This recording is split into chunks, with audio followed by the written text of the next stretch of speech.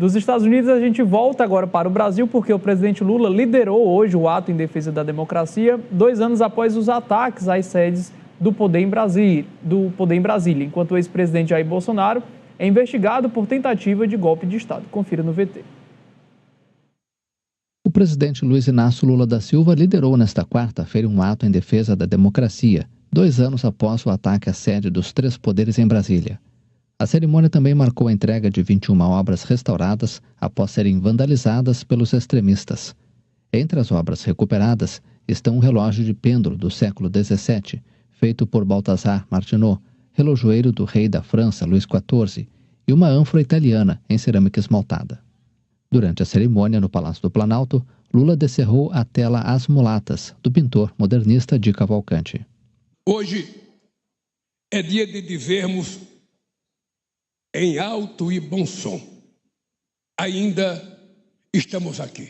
O presidente fez referência ao filme Ainda Estou Aqui, de Walter Salles, que conta a história da família do ex-deputado Rubens Paiva após seu desaparecimento sob a ditadura militar. A obra rendeu à protagonista Fernanda Torres um Globo de Ouro de melhor atriz no último domingo. Sempre seremos implacáveis contra quaisquer tentativa de golpe.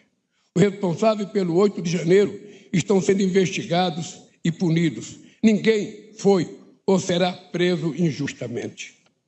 Defendemos e defenderemos sempre a liberdade de expressão, mas não seremos tolerantes com os discursos de ódio, as fake news que colocam em risco a vida de pessoas, a incitação à violência contra o Estado de Direito. Seremos intransigentes na defesa da democracia. Dos milhares de detidos pelos atos de 8 de janeiro, 371 foram condenados, segundo dados oficiais publicados na terça-feira, dos quais 179 receberam penas de 14 anos ou mais de prisão. O ex-presidente Jair Bolsonaro é alvo de uma investigação policial para determinar se ele instigou os tumultos. O que dizer para todas as pessoas que dizem que foi um ato político ou apenas político? As pessoas que criticam lembrar o 8 de janeiro, sendo que a gente sabe, né? A história traz aí para a gente vários exemplos que lembrar é sempre algo, uma ferramenta, uma arma para que não se repita situações como essa. Alessia, a gente escuta diariamente esse tipo de comentário e normalmente eles vêm do mesmo tipo de pessoa, né? Pessoas ignorantes, pessoas que têm ideologias extremas e que parecem que não vivem na realidade do nosso Brasil hoje, né? Parece que estão vivendo em uma realidade paralela, em um mundo que não existe, que não é real, que só existe mesmo nas utopias dessas pessoas. Mas o dia de hoje tem sim, eu sempre vou defender isso, tem sim que ser lembrado, tem sim que ser enaltecido. A importância, na verdade, da democracia tem sempre que ser enaltecida e isso não pode ser descartada, essa data não pode ser descartada porque uma coisa está diretamente associada à outra. Normalmente, os líderes ali da extrema-direita, essas pessoas que ignoram a realidade e o que aconteceu no dia 8 de janeiro estão direta ou indiretamente associados e ligados ao que aconteceu. É por isso que eles querem tanto esquecer esse dia, porque de uma forma ou de outra eles têm sim uma parcela de culpa. E aí a gente coloca dentro desse bolo a principal figura, que é a do ex-presidente Jair Bolsonaro. Eu acho que ele não deve ser esquecido no meio do debate a respeito do 8 de janeiro, porque ele era a figura que, na minha visão, é claro, e a polícia ainda está investigando, instigou, incitou e incentivou todas aquelas pessoas a fazerem o que elas fizeram.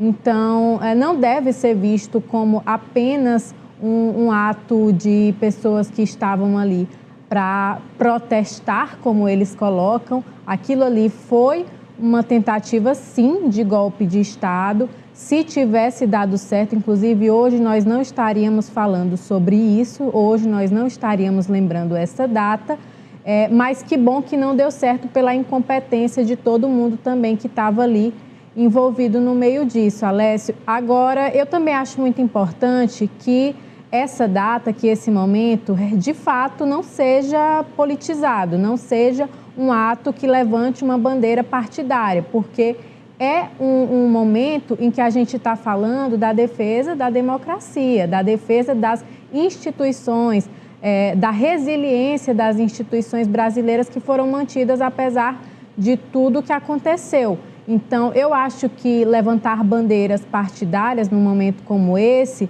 acaba afastando quem, porventura, chegue ali e não seja... Que, na verdade, se oponha ao que aconteceu, mas que também não seja daquela parcela da população que tem ideologias extremas. Então, acho que ser um ato nacional, transformar aquilo num ato de todo mundo, do Brasil, do país, da nação, e não numa bandeira partidária, acho que agrega mais pessoas e faz com que mais pessoas se unam a esse movimento. A gente sabe que a politização no Brasil está muito forte, está muito exacerbada, e eu acho que colocar isso como dentro ali das ideologias pessoais de cada um, ou sei lá, do próprio governo, acho que acaba tumultuando e atrapalhando um pouco o que realmente é o que realmente importa dentro de toda essa discussão, que é a manutenção da democracia brasileira. Olha, a Cíntia, como sempre, muito atenta aos detalhes, não tinha nesse trecho do vídeo que a gente exibiu, mas ela destaca para a gente um momento curioso, né? Um momento ali em que o ministro Fernando Haddad, olha, presidente, você acertou, né? Agora, né? Exatamente. E ontem o ministro Fernando Haddad, numa entrevista, ele questionou muito a comunicação do governo. E esse trecho do discurso do Lula foi um trecho escrito, então ele recebeu um discurso.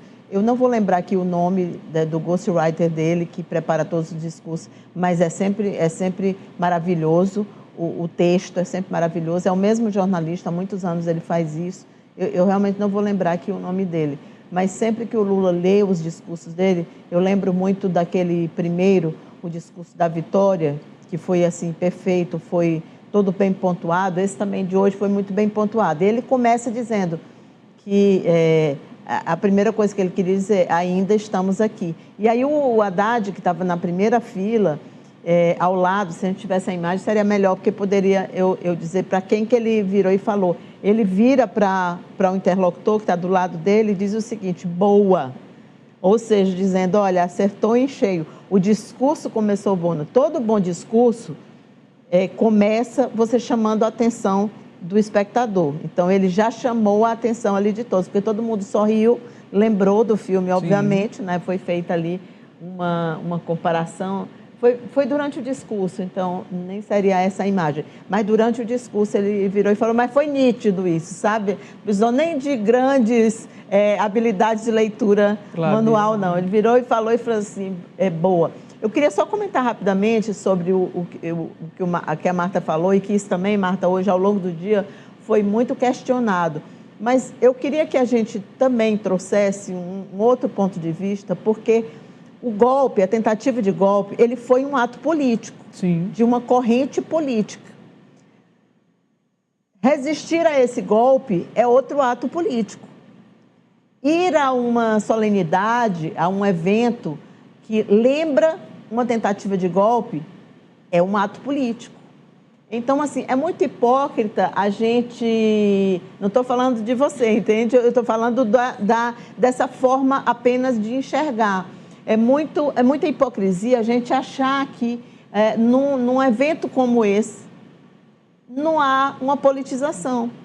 Não seriam permitidas bandeiras, por exemplo.